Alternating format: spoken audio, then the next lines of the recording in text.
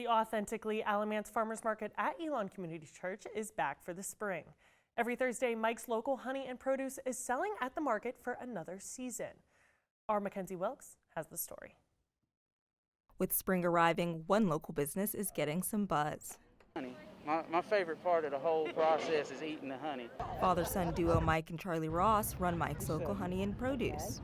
For over 15 years, they've been raising bees and selling honey. Charlie learned the trade from his dad. He says it's all about taking care of the needs of the bees. Looking after the bees and being a steward of the bees, that's really what Mike is doing with Mike's Local Honey. My dad's being a steward of the bees, and he's making sure that they have everything that they need throughout the year, and in return, they provide a little something for us as well. Bee specialist and North Carolina State University professor David Tarpey says a steward of the bees manages the population. Honeybee colony populations are not declining. In fact, since CCD, we have more honeybee colonies now than we did 10 years ago.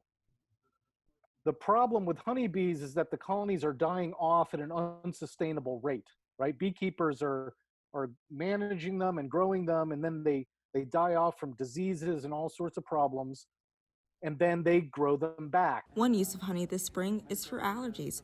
Pollen counts in the state are on the rise, and the pollen count for grass and weeds this year was highest on April 13th and for trees on April 5th.